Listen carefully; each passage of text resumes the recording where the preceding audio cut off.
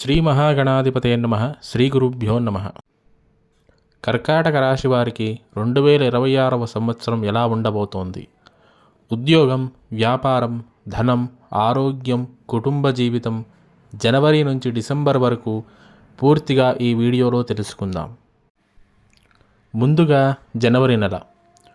కుటుంబంలో శాంతి, సుఖం ఉంటుంది. ఉద్యోగంలో స్థిరత్వం, ఆర్థికంగా మెల్లగా మెరుగుదల ఉంటుంది. ఫిబ్రవరి నెల. స్నేహితుల సహకారం లభిస్తుంది. కొత్త అవకాశాలు వస్తాయి. ఆరోగ్యం సాధారణంగా ఉంటుంది. మార్చి నెల. మానసిక ఒత్తిడి తగ్గుతుంది. పాత సమస్యలు పరిష్కార దశకు చేరుతాయి. ఏప్రిల్ నెల. ఖర్చులు పెరుగుతాయి. మాటలలో సంయమనం అవసరం. అనవసర భావోద్వేగాలకు దూరంగా ఉండాలి. మే నెల. ఉద్యోగంలో గుర్తింపు, ప్రశంసలు. ఆదాయం పెరుగుతుంది. కుటుంబంలో ఆనందం ఉంటుంది. జూన్ నెల. ఆధ్యాత్మిక ఆసక్తి పెరుగుతుంది. దైవ కార్యక్రమాల్లో పాల్గొంటారు. ఆరోగ్యం మెరుగవుతుంది. జూలై నెల. కొత్త పనులకు అనుకూల సమయం. భూమి, ఆస్తి వ్యవహారాల్లో లాభం. ఆగస్టు నెల. మనసులో చంచలత్వం. నిర్ణయాల్లో జాగ్రత్త అవసరం. ఖర్చుల్లో నియంత్రణ చేయాలి. సెప్టెంబర్ నెల. ఉద్యోగంలో శుభవార్తలు. వ్యాపార విస్తరణకు అవకాశం. కుటుంబంలో సంతోషం. అక్టోబర్ నెల.